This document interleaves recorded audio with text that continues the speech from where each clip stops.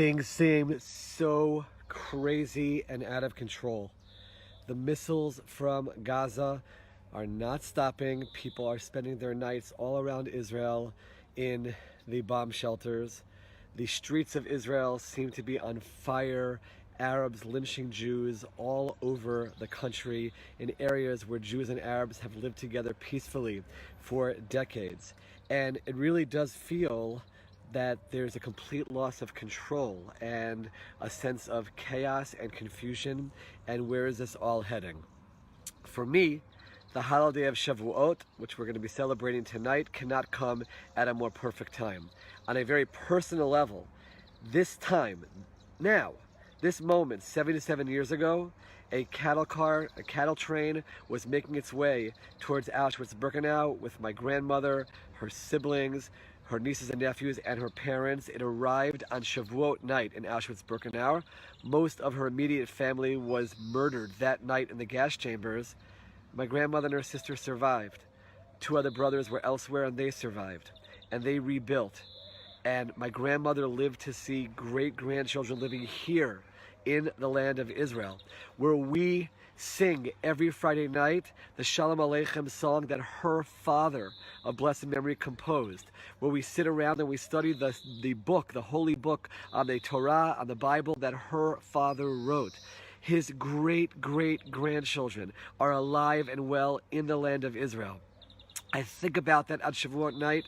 I think about that today as we're going through this difficulty. But even more than that, what does Shavuot commemorate? The giving of the Torah at Sinai. And what are we told in the Torah? We are told that very difficult and challenging things, tragic events will take place.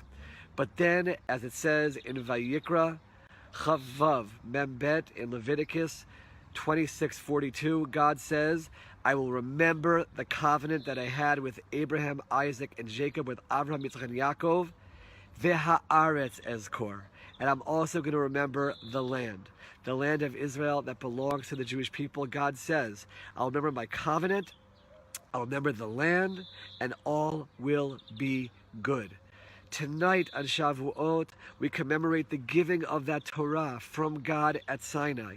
And therefore, as we're going through this difficult time, and even likely spending Shavuot in bomb shelters, and with the army on guard, and the Air Force fighting for us to protect us, even with all of that going on, we have this covenant that we are commemorating and celebrating on Shavuot, where God says, I promise you, all is going to be good.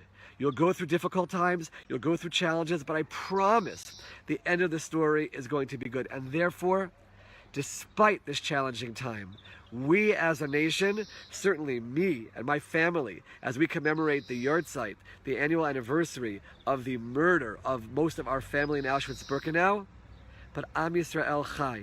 We will continue, we will persevere, and as we accept the Torah tonight on Shavuot, let's remind ourselves of those psukim, of those verses where God promises that despite all the suffering, all the tragedies, all the catastrophes, you're gonna get through it, you're gonna get through it stronger, and we're heading to the most amazing times as this story of the state of Israel continues. We tune out the noise from the rest of the world. We tune out the horrific things that we're hearing from our enemies, and certainly the horrible things that they're doing, and we focus on the ultimate goal, which is continuing to build the land of Israel, continuing the flourishing and the re-strengthening of the Jewish people, and getting to that point where we fulfill our national destiny as a light unto the nations, built, centered on everything that happens here in the Jewish state, in the Jewish land of Israel.